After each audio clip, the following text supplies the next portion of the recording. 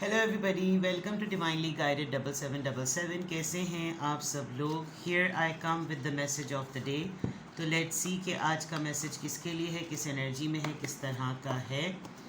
ये एक short video होगी। अगर आपने मॉर्निंग में देखी तो आपके लिए गाइडेंस है, और अगर एंड ऑफ द डे देखी तो ये आपके लिए डे रिफ्लेक्शन होगा। मैसेज आपने वही लेना है जो लगे आपको अपनी सिचुएशन से मैच करता हुआ। टैरो में ये मैसेजेस आए हैं, सब आपने अपने ऊपर इम्पोज नहीं करने, और इनकी बेसिस पर आपने कोई भी फाइनल डिसीजन नहीं बनाना, क्योंकि ये जनरल है, टाइमलेस है और कलेक्टिव है। कलेक्टिव्स की है, जनरल रीडिंग की बेसिस पर आप डिसीजन नहीं बनाएंगे। बहरहाल ये तो खैर मैसेज ऑफ द डे होगा, तो कहीं ना कहीं आपसे ज़रूर रेजोनेट करेगा। और अगर आप इसमें से कोई भी बात आपसे मैच नहीं करती तो इट्स ऑल ओके, बिकॉज हर रीडिंग हर किसी के लिए नहीं होती है।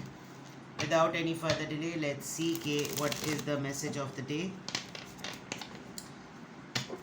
देखते हैं जनाब क्या है आज का मैसेज।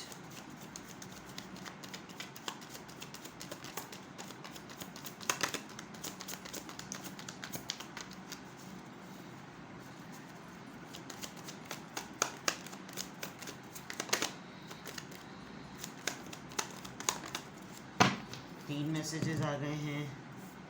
सबसे पहले justice, 4 of pentacles and the hierophant. Hierophant बीच में आया था, मैंने देख लिया था hierophant. Okay, Taurus Virgo Capricorn, Taurus and justice, Libra.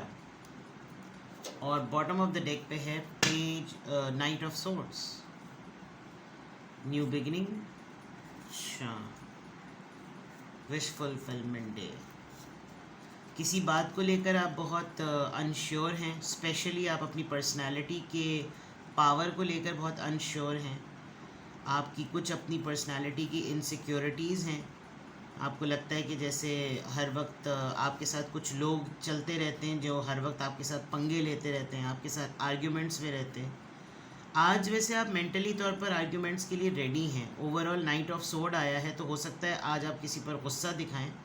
आप हो सकता है कि आज आप किसी को क्लियरली कहें कि जनाब ये बिल्कुल डू एंड डाई वाली केस है।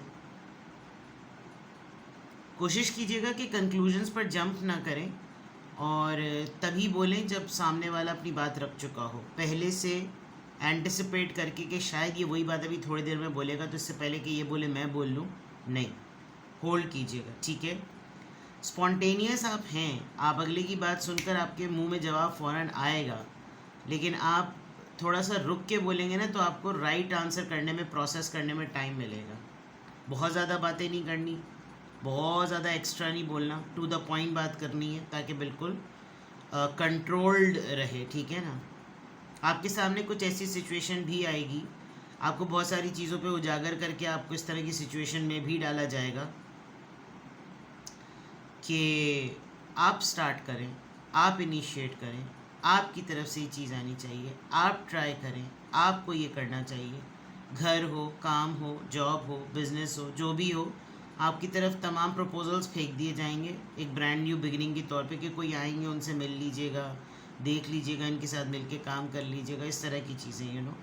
With the night of swords, गुस्सा होगा आपको, गुस्सा आपको आएगा, आपका जहन जो है ना वो काफ़ी इंगेज रहेगा।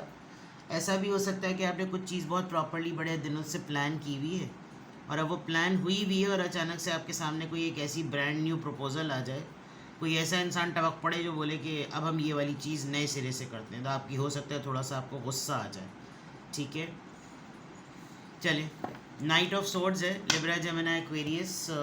गुस्से पे कंट्रोल रखिएगा, कोशिश कीजिएगा कि आप बहुत ज़्यादा असर्टिव और डायरेक्ट ना हो, और अगर कोई आपके साथ पंगा लेने की कोशिश करे तो फिर आप भी असर्टिव हो जाइएगा। किसी भी सूरत हाल में यहाँ पर नो आया है, तो इसका मतलब थोड़ा ध्यान से काम लिया जाए तो ज़्यादा इम्पॉर्टेंट है। 4 ऑफ पेंटिकल्स, आपने बजटिंग स्टार्ट कर दी है, आप पैसों के ऊपर बहुत ज़्यादा ना फोकस कर रहे हैं।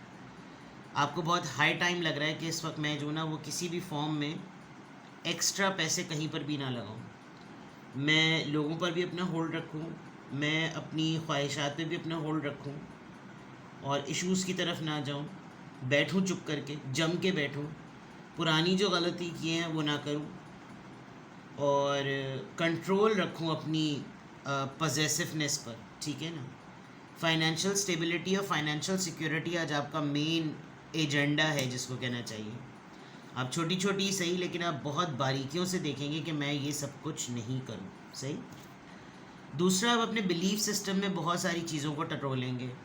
रिलीजियस एक्टिविटीज़ में बहुत ज़्यादा नज़र आ रहे हैं, बहुत ज़्यादा इबादत करेंगे आप, पूजा करेंगे आप, बहुत ज़्यादा मेडिटेशन करेंगे, अपनी वैल्यूज़ को बहुत ज़्यादा जानेंगे कि मेरी वैल्यूज़ क्या हैं, मैं किन चीज़ों को पढ़ूं, मैं किन चीज़ों पे अपनी नॉलेज गेन करूं। ये आज आपकी कुछ एक्टिविटीज़ का पार्ट लग रहा है। आप किसी एक ऐसे इंसान से भी डील कर रहे हैं जो मैरिड है, लेकिन आपके साथ आजकल बहुत इन्वॉल्वमेंट शो कर रहा है। वो आपके साथ डिस्कशंस बिल्कुल ऐसे करते हैं जैसे वो अपनी शादी के मसले और अपनी मैरिड लाइफ के मसले डिस्कस करता है, लेकिन आपकी लाइफ में एंट्री भी चाहता है और आज भी आपके साथ इस तरीके से एक्टिव रहेगा। आपको समझ नहीं आएगा कि भाई शादीशुदा भी है, मैरिड भी है, फिर भी मुझसे सारे मामला डिस्कस कर रहे हैं, अपने पार्टनर से ही डिस्कस करें, ये होगा। ये एक इस तरह से बात है कि जैसे और ये card honestly speaking extra marital affair वालों के लिए भी होता है कि वो एक्स्ट्रा मैरिटल अफेयर में हैं, वो किसी ऐसे इंसान से मोहब्बत कर रहे हैं कि जो कि ऑलरेडी मैरिड है लेकिन बहुत ही स्पिरिचुअली अवेकेंड है। आपको अपनी ज़िंदगी की आज किसी एक ख़ास सिचुएशन के ऊपर फ़ैसला करना है, जस्टिस से काम लेना है और आपको एक ऐसा फ़ैसला लेना है कि जैसे ये सिचुएशन पहले किसी के साथ थी तो मैंने कुछ लोगों के साथ मिलकर कोई डिसीजन लिया, अब यही सिचुएशन मेरे सामने किसी और के लिए है और मुझे फ़ैसला करना है, तो मैं ज़रा प्रॉपर फ़ैसला करूँ, जिसे कार्मिक डिसीजन कहते हैं। आप कोई भी आपके सामने आज सिचुएशन आएगी तो आपको बहुत ध्यान से ही देखना पड़ेगा कि इसके कॉन्सिक्वेंसेस क्या हो सकते हैं, लीगल डिस्प्यूट्स क्या हो सकते हैं, कोई मुझे किस लेवल तक हर्ट कर सकता है, कोई मुझे किस लेवल तक हार्म पहुंचा सकता है। आप सच्चाई से, ईमानदारी से अगर काम करें तो शायद आपको इतना ज़्यादा प्रॉब्लम फेस ना करनी पड़े। किसी के ख़िलाफ़, किसी के हक़ में जो भी चीज़ आपने फ़ैसला सुनवाई करनी है, उसके कॉज एंड इफ़ेक्ट पर आज आप बहुत ज़्यादा टाइम स्पेंड करेंगे और आप अपने पास्ट एक्सपीरियंसेस को कॉन्फिडेंटली कम्युनिकेट करने के केपेबल होंगे। जो चीज़ आप एंटिसिपेट कर सकते हैं, ऐसा लग रहा है कि जैसे आपको लगेगा कि it's all good, it's all fine, अगर मैं इस तरह की बात जो है ना वो किसी के सामने रखूं और मैं किसी को बताऊं, ठीक है। यहाँ पर आ गया एक मामला।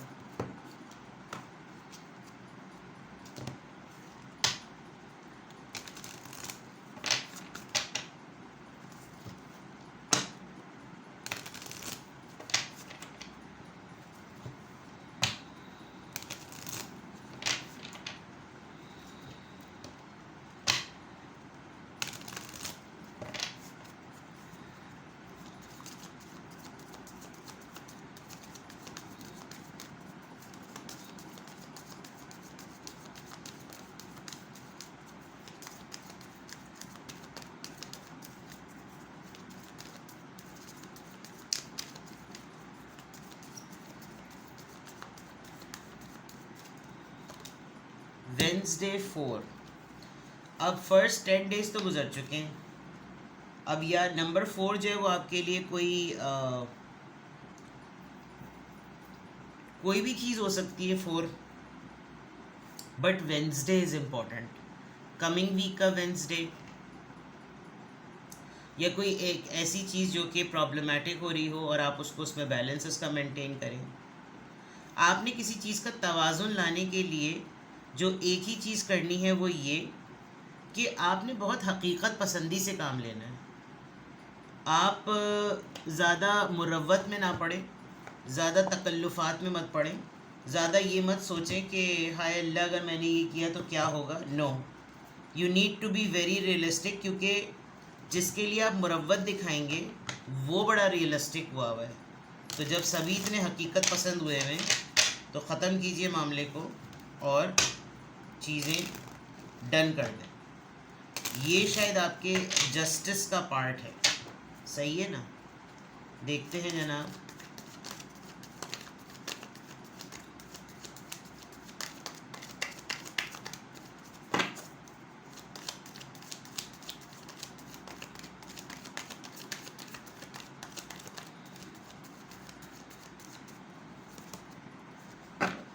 kind heated. You are both minded and open hearted, and your ambition is to leave this world better than you found it. यानी कि आप ना चाहते हुए भी मुरव्वतों वाली चीज़ आपके अंदर है, आप मुरव्वत रखते हैं, इसीलिए शायद मैं आपको गाइड भी कर रही हूँ. Ensure that your goals are aligned with the collective needs and with the highest good of all. ये जो जस्टिस वाला कार्ड है ये बिल्कुल क्लियरली शो कर रहा है कि आपको अभी एक दो दिन में ना, या आप एक दो दिन से किसी मामले को इस तरह से डील कर रहे हैं जिसमें फ़ैसला लेना बहुत ज़रूरी है. तो शायद जब आप फ़ैसला लेने की पोजीशन में हो तो ऐसा कलेक्टिव डिसीजन लीजिएगा जिसमें आपके एम्बिशंस भी अलाइंड हुए हुए हों, आपका टारगेट अलाइंड हुआ हो, और वो ओवरऑल सबके बेस्ट ऑप्शन के लिए, वो ओवरऑल सबके लिए सबसे बेस्ट पार्ट हो. ठीक है, तो ये आज आपके लिए आया है. मुझे ये काइंड हार्टेड लगता है, लेकिन ये काइंड हीप्टेड ही लिखा हुआ है, जिसके दोनों तरह की मीनिंग होते हैं. तो आज के अफर्मेशन में अल्हम्दुलिल्लाह I am happy, I am confident, I am strong and I am kind hearted और काइंड हार्टेड. ठीक है, इम्पॉर्टेंट डे है आज. आज आप ज़्यादातर अपनी सोल सर्चिंग पे ज़रा ज़्यादा काम करेंगे. गुस्से पे काबू रखिएगा. डिसीजन मेकिंग करते वक्त बहुत गौर व फिक्र कीजिएगा. ये married person, spiritual awakening, transition, religion, everything is involve in with the 4 of pentacles. Budgeting, पैसे मत उड़ाइएगा फालतू. ठीक है, अपना बेहद ख्याल रखें. Bye bye.